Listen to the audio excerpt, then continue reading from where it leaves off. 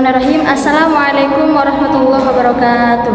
Alhamdulillahirrabbilalamin. Wabihi nasta'in wa ala umurid dunia waddin. Wassalatu wassalamu ala asyrafil anbiya wal mursalin Sayyidina Muhammadin wa ala alihi wa sahbihi ajma'in, amma ba'du.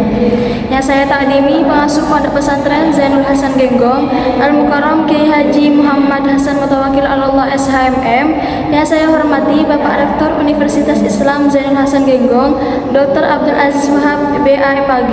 Yang saya hormati Dekan Fakultas Tadris Umum Ibu Wahyu Lestari MPD selaku dosen pengampu Makul Strategi Belajar Mengajar Matematika, dan yang saya cintai kedua orang tua saya yang selalu memberi semangat dan doa, dan tak lupa pula yang saya banggakan teman-teman senasib seperjuangan. Baiklah, perkenalkan, nama saya Andini Nurmaisyati. Saya mahasiswi dari Fakultas Tadris Umum Program Studi Tadris Matematika. Baik, di sini saya akan mempresentasikan materi tentang teori belajar matematika yang ditugaskan oleh beliau Ibu Wahyu Lestari MPD di mata kuliah yang diampu, yakni Strategi Belajar Mengajar Matematika. Teori belajar matematika itu ada 4. Yang pertama itu teori behaviorisme.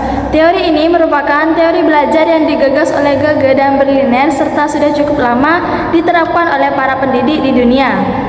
Teori ini berpendapat bahwa perubahan tingkah laku merupakan hasil dari pengalaman yang didapat. Teori behaviorisme memiliki tujuan, yaitu untuk menambah pengetahuan dan aktivitas belajar sehingga pengetahuan yang sudah dipelajari peserta didik dapat terungkap kembali.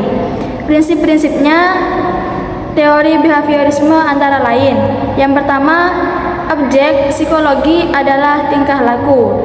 Prinsip yang kedua yaitu semua bentuk tingkah laku dikembalikan pada refleks. Prinsip yang ketiga yaitu mementingkan pembentukan kebiasaan.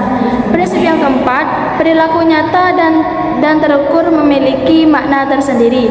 Prinsip yang kelima adalah aspek mental dari kesadaran yang tidak memiliki bentuk fisik harus dihindari. Tokoh-tokoh teori behaviorisme. Tokoh yang pertama yaitu Edward Leiterdijk. Tokoh ini berpendapat bahwa interaksi antara stimulus dan respon merupakan aktivitas belajar.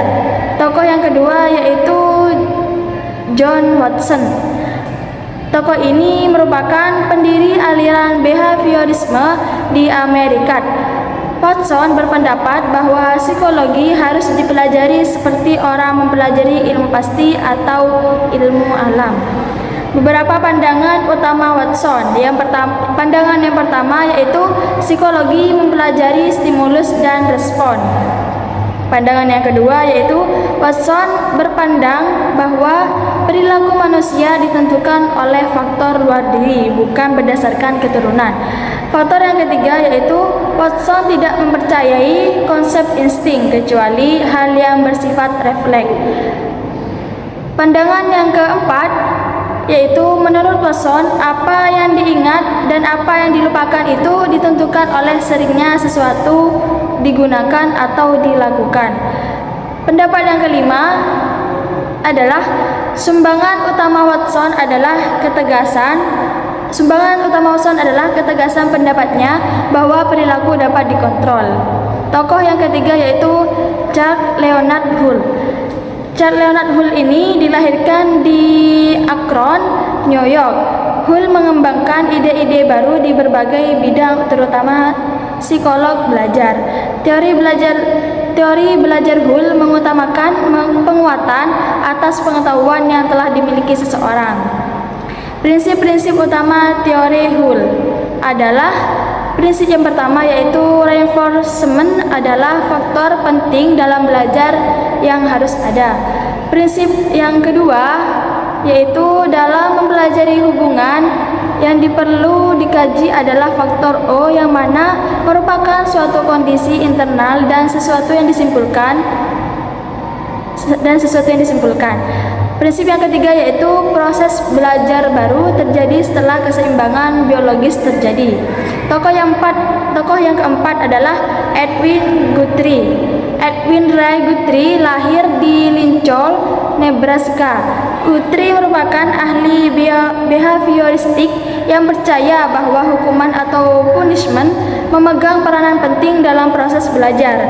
Teori ini menjelaskan bahwa pendidik harus mampu melihat situasi dalam memberikan stimulus dan respon. Tokoh ini mengatakan bahwa hukuman yang diberikan di saat yang tepat akan mengubah kebiasaan seseorang. Namun, teori pemberian hukuman ini mendapat kritikan dari beberapa ahli. Alasan yang pertama yaitu perubahan tingkah laku yang disebabkan oleh pemberian hukuman bersifat sementara. Alasan yang kedua yaitu dikhawatirkan ada dampak psikologis yang terjadi kepada si penerima hukuman. Alasan yang ketiga yaitu hukuman yang diberikan dapat menjadi dorongan si penerima hukum. Tokoh yang kelima yaitu Bruce Frederick Skinner. Bruce Frederick Skinner ini lahir di Susquehanna, merupakan ahli psikologis yang memandang bahwa hukuman bukanlah metode yang tepat untuk mengontrol perilaku. Skinner berpendapat bahwa ada dua bentuk penguatan, yaitu penguatan positif dan yang kedua adalah penguatan negatif. Skinner terkenal dengan hukum belajar operan conditioning, yaitu kondisi di mana perilaku dapat memberikan dampak kepada lingkungan. Teori yang kedua yaitu teori kognitivisme. Teori ini berpandangan bahwa belajar merupakan proses penemuan dan transformasi informasi-informasi yang telah didapat. Ia berpendapat bahwa seseorang yang sedang belajar dipandang sebagai orang yang secara konstan memberikan informasi baru untuk dikonfirmasikan dengan prinsip yang telah dimiliki. Teori ini memiliki pandangan bahwa seseorang yang menerima informasi akan menyusun, menyimpan, dan menemukan hubungan antara pengetahuan yang baru dengan pengetahuan yang telah ada. Teori ini menyatakan bahwa proses lebih penting daripada hasil. Ada beberapa teori di dalam aliran kognitivisme. Yang pertama itu teori Gestalt, yang kedua itu teori skemata Piaget, yang ketiga teori belajar sosial Bandura, yang keempat pengolahan informasi normal. Teori yang ketiga yaitu teori humanisme. Teori ini mengutamakan kebebasan peserta didik dalam menyelesaikan permasalahan atau menemukan suatu konsep belajar dengan caranya masing-masing. Peserta didik berperan sebagai subjek didik dan pendidik berperan sebagai pengarah atau fasilitator. Teori yang keempat yaitu teori konstruktivisme. Teori konstruktivisme memiliki perspektif bahwa belajar merupakan konstruksi informasi yang masuk ke otak.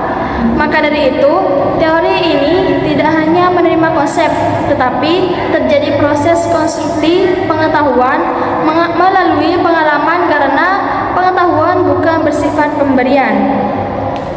Menurut konstruktivisme, belajar merupakan proses aktif peserta didik mengkonstruksi arti, wacana, dialog, pengalaman fisik, dan lain-lain.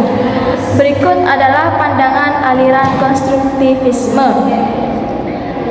Aliran yang pertama yaitu belajar merupakan proses membentuk makna dari apa yang dilihat, didengar, dirasakan, dan dialami. Aliran yang kedua, pandangan yang kedua yaitu konstruksi arti merupakan proses yang terus-menerus. Pandangan yang ketiga yaitu belajar merupakan proses membentuk atau mengembangkan pemikiran yang menuntut penemuan dan pengaturan kembali pemikiran seseorang. Pandangan yang keempat adalah hasil belajar dipengaruhi oleh pengalaman peserta didik dengan dunia fisik dan lingkungannya. Pandangan yang kelima yaitu hasil belajar seseorang tergantung pada apa yang telah diketahui peserta didik.